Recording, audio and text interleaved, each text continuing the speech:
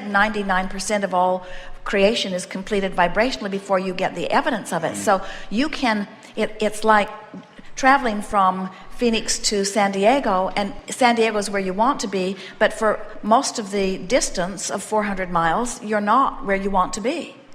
And if it frustrates you that you're not there, vibrationally speaking, you would just turn around and go back to Phoenix. You would never get there.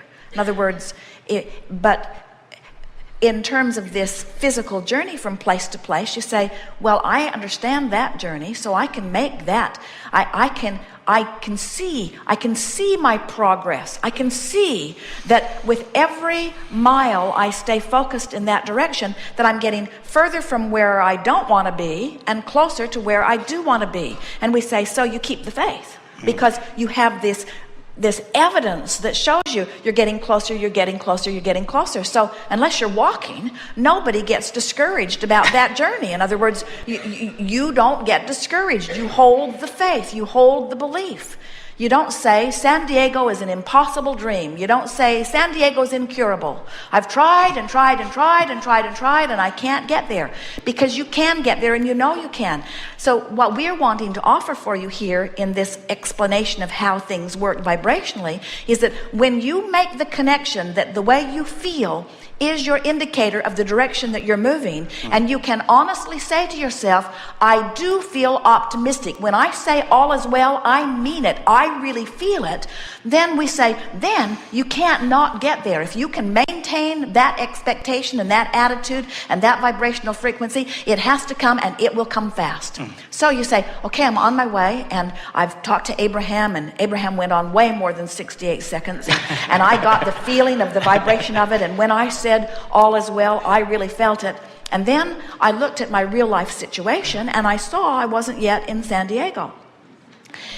In other words, I looked at something and I felt the negative hit of it, because I'm not where I want to be, and I want to do something and I don't have the money to do it, and I felt the disappointment. And we say, good. The disappointment's your indicator that that whatever just happened caused you to lose your sense of expectation and to begin focusing upon something different from your expectation.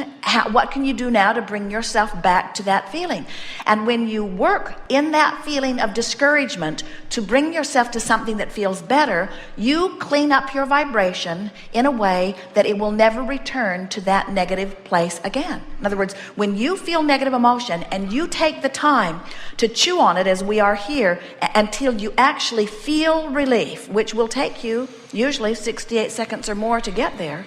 When you actually viscerally feel the relief, now you're never going to have to clean up that vibration again on that subject in just that way. You moved in the universe. You moved to a different vibrational vantage point. And here's the most important thing that we want you to hear about that. Because you moved to a different vibrational vantage point, the manifestational evidence has to shift too. So in the moment that you make the effort to do that, all things in the universe regarding that subject respond to the new vibration that you're offering.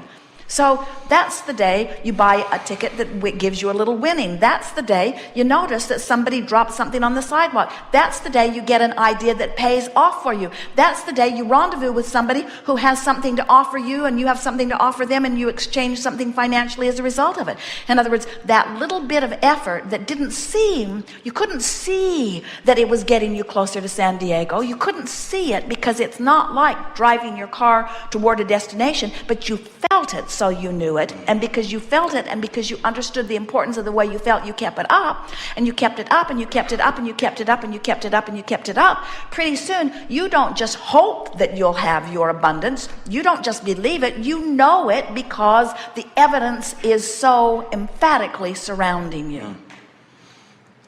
Just thought by thought, by thought, by thought, by thought, by thought. You clean it up, clean it up, clean it up, clean it up, clean it up. And what do we mean by clean it up?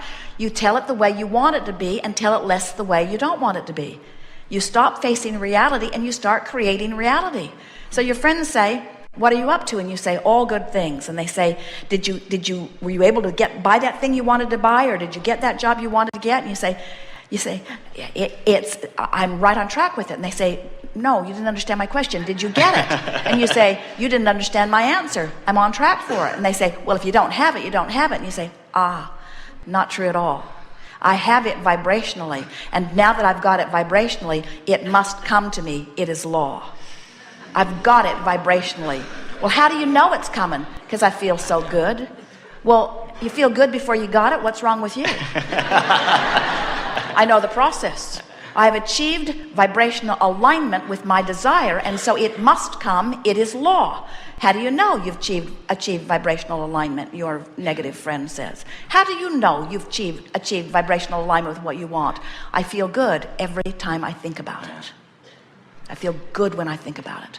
I feel good when I think about my fortune. I don't feel sarcastic, and I don't feel disappointed, and I don't feel discouraged. I feel optimistic because I know it's coming. In fact, I'm so optimistic, look at my list of what I'm going to do with it. This is my list of what I'm going to do with it. And do you know, every time, there's another game that we offer. It's a checkbook game where every day you deposit $1,000 into your account, vibrational dollars, and every day you spend that $1,000. On the second day, you deposit $2,000 and spend them. On the third day, you deposit $3,000 and spend them. On the 365th day, you deposit $365,000 and spend it. So as you are spending this money vibrationally, as you are mentally spending it, what's happening is you are creating outlets out there for it to go. And do you know, when you create a vibrational outlet, it draws you and everything for the accomplishment of it through you. That's what eagerness is. That's what passion is. That's what your feeling of enthusiasm is. In other words, when you present in this time-space reality the vibrational pre-paving of a desire, it sets things into motion that when you let yourself go with them, you feel wonderful, and when you don't let yourself go with them, you feel awful. Did you hear that? That means that if you feel really bad about something, it means you have asked for something, and the larger part of you has become something that you're not letting the rest of you keep up with. We want you to realize that you are the reason that your stream moves as fast as it does, and you're also the reason that you're pointed with or against the current, you see. And everything you feel is about that. We want to give you one more, what we see as a very important thing, and that is everything that you want is because you think you will feel better in the having of it. Whether it's money or a material object or a relationship or an experience, circumstance, event, everything that you want is because you think if you had it, you would feel better. And when you discover that just the idea of it will make you feel better, now you've achieved the vibrational essence of it, and then law of attraction has to yield it to you in all of the intricate details that your life has caused you to carve out for yourself. It has to be, and in fact it is. In your environment today, you are projecting, because of what you're living now, into the future, improved life experience, that when new energies are born into new infant bodies who are not resistant, they will then, because they're new and not resistant, reap the benefit of what you have put into the mass consciousness's vibrational escrow. Just as you, in your time and space, are reaping the benefits of what past generations have set forward. Because you just can't live life as humanity without asking for improvement. What we are wanting to propose to you is that you don't have to croak to close your gap, and you don't have to be reborn in order to reap the benefit of what you have launched. You can do it all here and now in this lifetime, and in fact that's what you planned. You said, I'll go forth and the variety will inspire me to an idea, and once the idea has hatched within me, I will give it my undivided attention. Well, isn't that what we were just saying to you? Give your undivided attention to your newly hatched desires, and never mind the reality that was the basis that caused you to want them. Jerry and Esther were in Orlando a few months ago, and they had a new navigational system in their car, and Esther programmed it to where they wanted to be. They were going from Orlando to Tampa.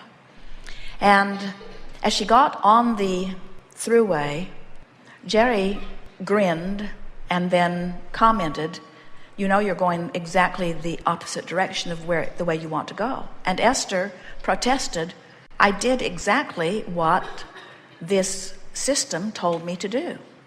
And Jerry said, well, whether you did or not, I'm here to tell you you're going the wrong direction. And about then, the system said to Esther, when possible, make a legal U-turn. Now, actually, what it said to her was to take the next exit, and it turned her around on the thruway and got her going in the other direction. But they went several miles out of their way because it was a long way between exits. And then Esther is pondering, because it's a new system that she wanted to trust and had had good results with. So she didn't want to believe that it was screwy, but she didn't want to believe that she was screwy either. And then she said to Jerry, maybe what happened, maybe I did what I thought it said, but I didn't do what it really said. And it allowed me to do it. The old system would have squawked sooner, but it allowed me to do it. And then it just recalculated. So it knew immediately what I now needed to do. So it kept encouraging me in the wrong direction until it was time to exit and go back. So now Esther's all activated about this. She's wanting to know, was I the crazy one, or is this new system the crazy one? And Jerry doesn't care who's the crazy one. He just wants to go in the right way. But Esther couldn't let it go. And then she said to Jerry, you know, maybe I did misunderstand. She said, we could go back to where we started. And we could set the system, and we could retrace our steps, and then we'd really know if the system was the one who made the mistake or if I did. And Jerry said, we could do that, or we could just keep going in the right direction now. And this is the thing that we want to say to all of you. There's this tendency to, because you have scrutinized yourself so much as others have viewed you and you have watched them viewing you, you compare yourselves academically, economically, emotionally, socially.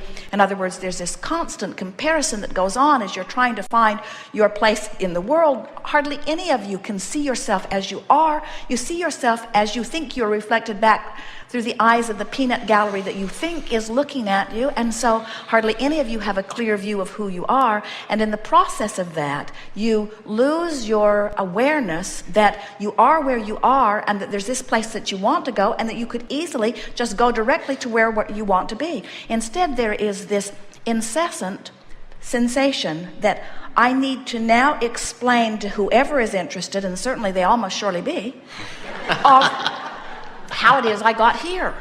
How did I get here? Let me explain. I will write a book. I will explain to anyone who will listen, this is what I think about this and why, and this is how I got to this conclusion and why, and this is who I am, this is who I am, this is who I am, this is who I am, this is who I am, the good, the bad, the ugly, this is who I am, this is who I am, this is who I am. Did I tell you that this is who I am? And I'd like to explain to you why this is who I am. And we say, let it go.